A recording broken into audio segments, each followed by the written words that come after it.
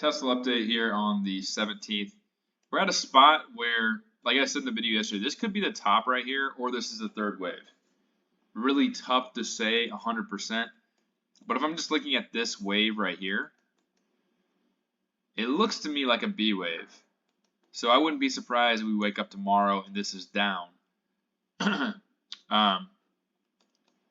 You know what else it could be is this could be still a fourth wave here, and it comes down here all the way to like 440.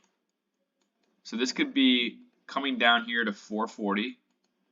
This is probably actually the most likely scenario. I thought this would be the top, but I'm seeing on the GEX around 500. And so this right here, this wave right here is an extension. You have 1, 2, and then you get like 1, 2, 1, 2, 3, 4, 5, fourth wave, 1, 2, 3, 4, 5, pull back for the fourth wave, then you get 1, 2, extension again, 4, 5. For the overall third wave is what I see as the most likely now. I was thinking originally that this would be the end of the fourth wave right here. Let's just look and see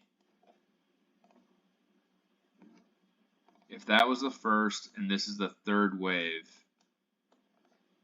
I'm just curious. So you can see here, this took a couple days and came all the way back down to 327. So yeah, 440 is very likely for a fourth wave here.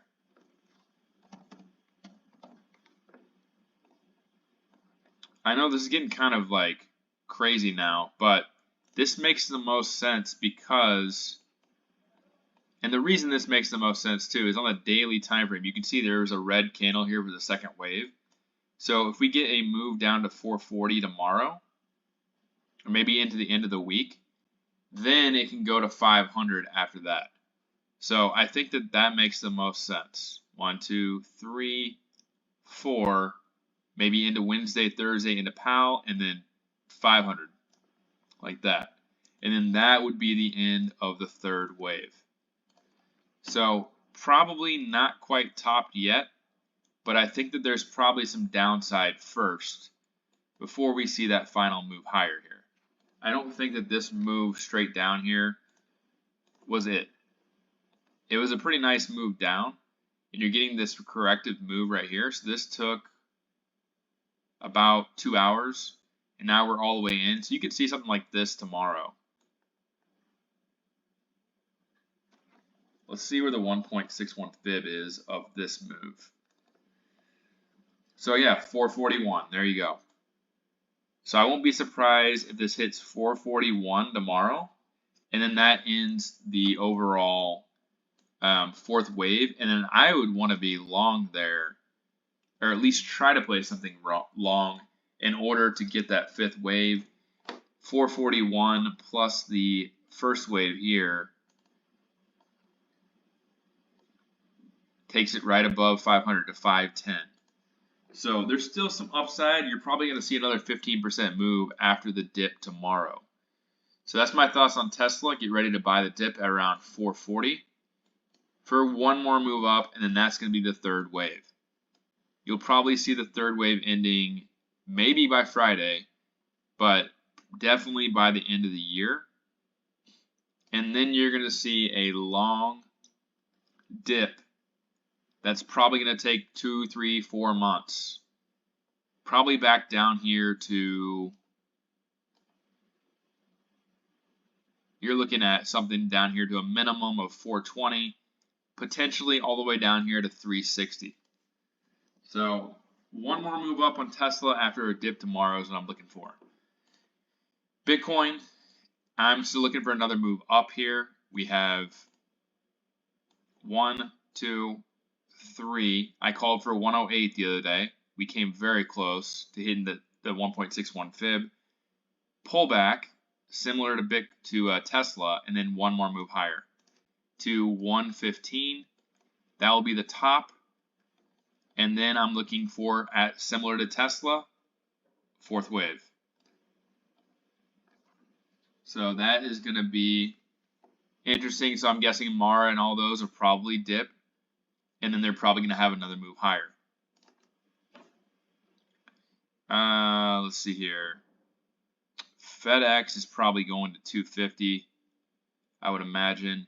In phase, I haven't done updated this in a while. I'm looking for in phase, similar to Tesla. I'm looking for another move higher here.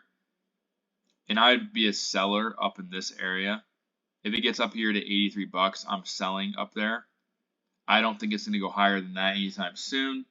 And I think that when this move is over with, it's going to pull back. So in phase is about to be a sell, maybe one more high. Apple, I bought a put on this today for 2026. It's overextended. It could go all the way up here to like 260.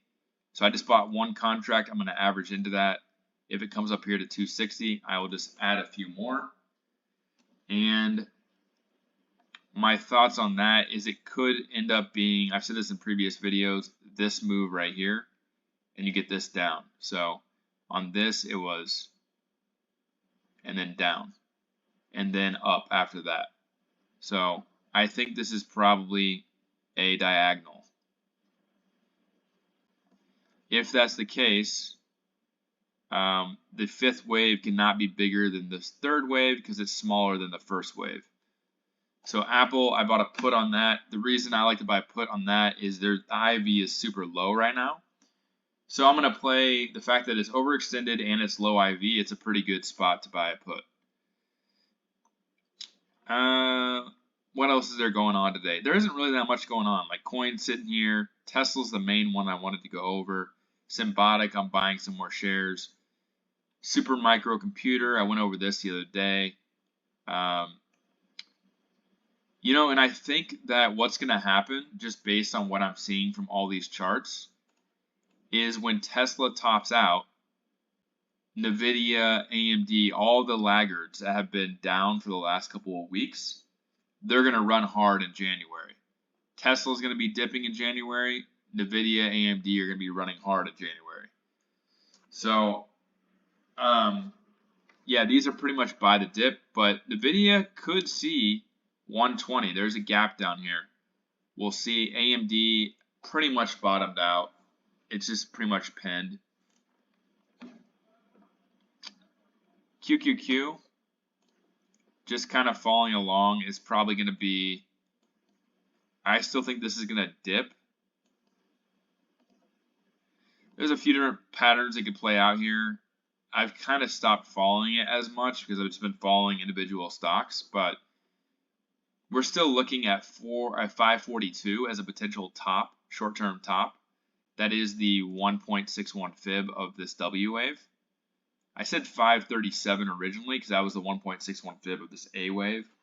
But I think 542 is making a lot more sense here.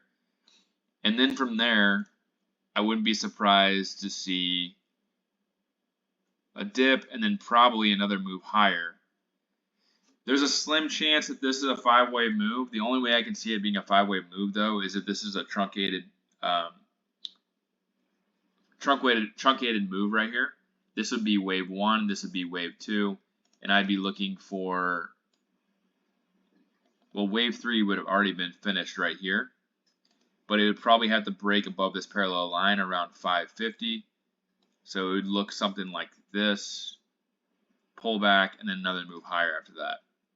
So I'll be watching that too to see if it can break the outside of this parallel line because it's not 100% clear what this is. So that's pretty much it for right now. I'm going to be following Tesla the most. We'll see what happens. Again, I'm expecting a dip tomorrow down to 440. So that's a pretty big dip. I'm asking for about 8% dip there. So we'll see what happens with it. I don't think it's going to just shoot up here and pay all those calls when it's ran from the bottom here. If it would have like back tested, let's say it comes down here into the end of the day, then I would give it a slim chance of doing this. But I think it makes a lot of sense what I said about this fourth wave coming down here to 440. And yeah, that's my take on it right now. And I'll update you here tomorrow. Let's see how Powell comes off, dovish or hawkish. I think it's probably going to be a non-event. Maybe some like reaction, move down a little bit, but then after that, it's going to resume going higher through January. But Tesla might be inverse the market at that point. All right, that's it for this video. Leave me a comment, like, subscribe for more updates, and I'll catch you in the next one.